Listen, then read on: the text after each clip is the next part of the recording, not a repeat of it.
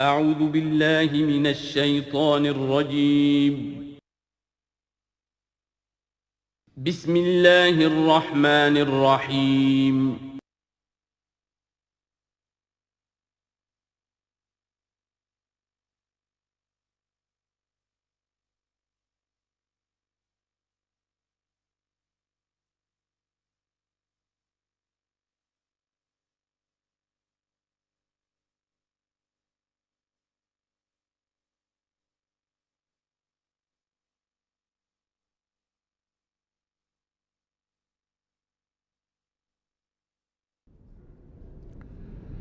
بسم اللہ اولہ و آخرہ۔ پچھلی نشست میں جو گفتگو چل رہی تھی وہ فہم قرآن کے ضمن میں کچھ بنیادی اصول کہ جنہیں اگر پیش نظر رکھا جائے تو سہولت ہو جائے قرآن کے سمجھنے میں۔ 5 چیزیں بیان ہو چکی تھیں۔ نمبر 1، قرآن کا اسلوب استدلال منطقی نہیں ہے، فطری ہے، نیچرل اور خطابی ہے، انسان کو خود غور و فکر کرنے اور اپنے اندر جھانکنے کی دعوت دیتا ہے قرآن۔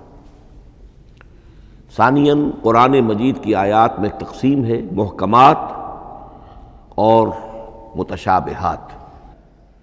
اور سورہ آل عمران میں جہاں اس کا ذکر ہے فرما دیا گیا ہے کہ اہل ایمان کا شیوہ یہ ہونا چاہیے کہ وہ محکمات پر اپنی توجہ کو مرکوز رکھیں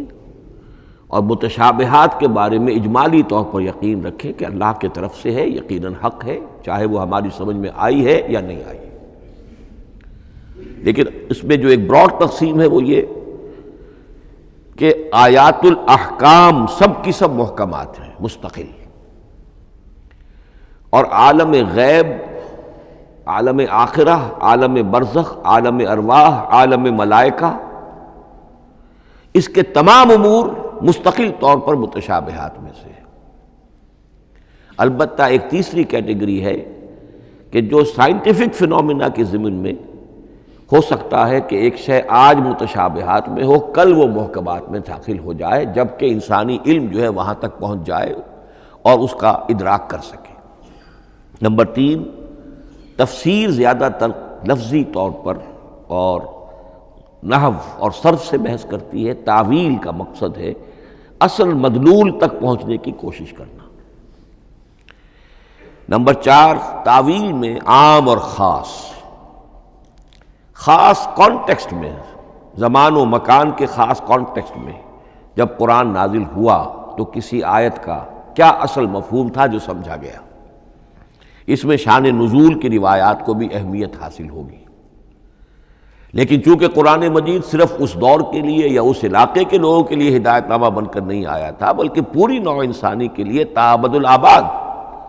لہذا اسی میں وہ مضمر ہے، اس میں وہ ہدایت مضمر ہے کہ تعویل عام کر کے آیت کے الفاظ، ان کا در و بست اور آیت کا سیاق و سباق اس کے حوالے سے، اور القرآن یفسر بعضہ بعضا کے حوالے سے یقیناً جو ہے اس میں ابدی ہدایت جو مضمر ہے وہ بھی حاصل کی جا سکتی ہے۔ نمبر 5، تذکر اور تدبر کا فرق، یہ دونوں الفاظ قرآن کے ہیں۔ تذکر کے لیے 4 مرتبہ اللہ نے سورہ قمر میں چیلنجنگ انداز میں فرمایا ہے وَلَقَدْ يَسَّرْنَا الْقُرْآنَ لِلذِّكْرِ فَهَلْ مِن مُّدَّكِرٍ، ہم نے قرآن کو ذکر کے لیے، تذکر کے لیے، ہدایت اخذ کرنے کے لیے، بنیادی نصیحت حاصل کرنے کے لیے نہایت آسان بنایا ہے۔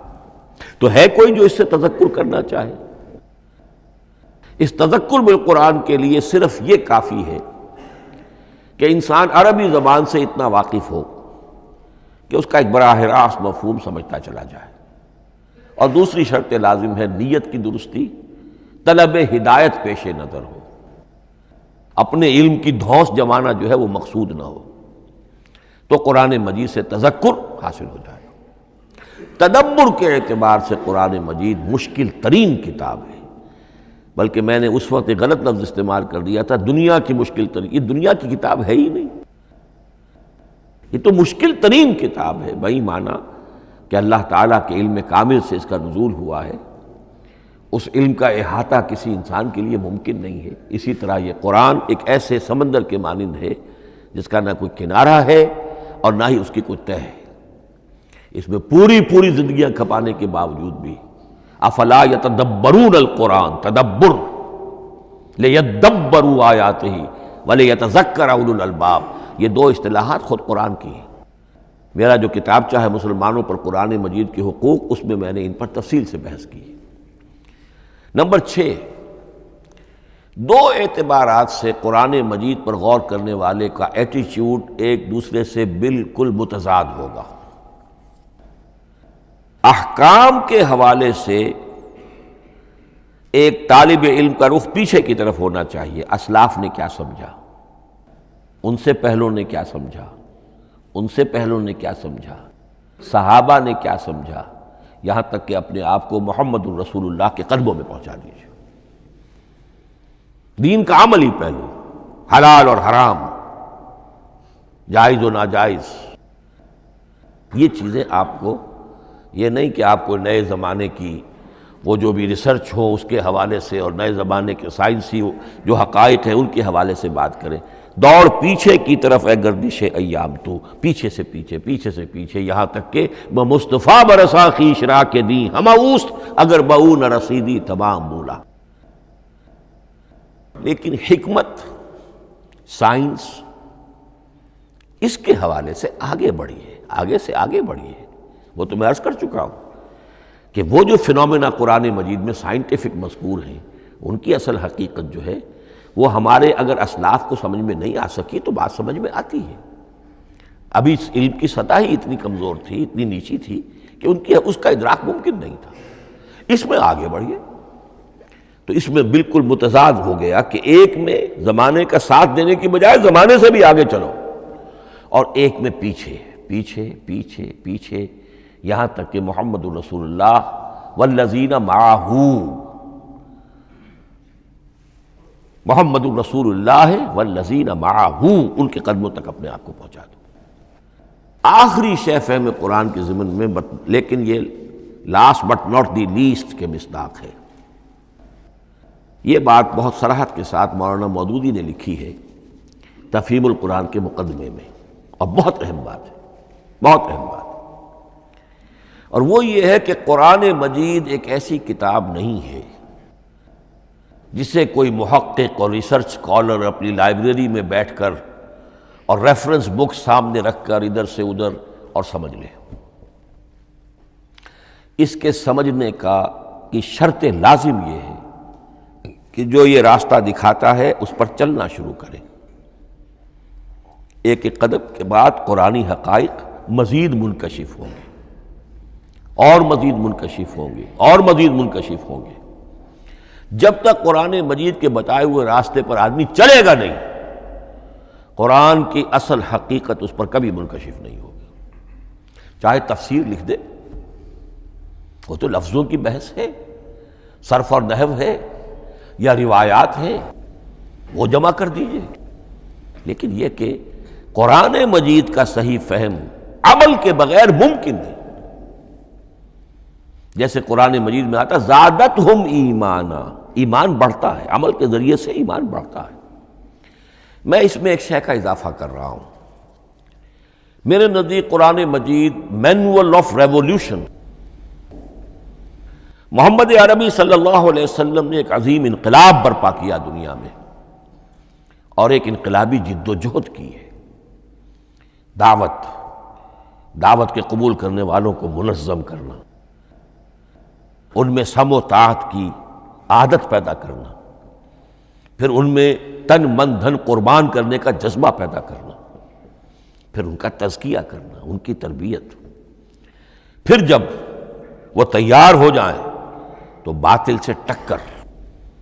اور اس میں پھر جہاد اور قتال کے مراحل، تاکہ انقلاب آ گیا،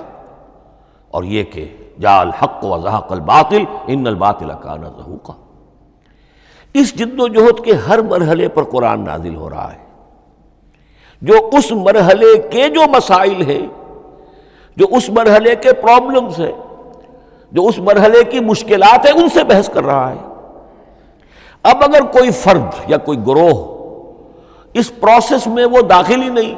وہ سمجھ ہی نہیں سکتا کہ یہ جو بات کہی جا رہی ہے اس کا اصل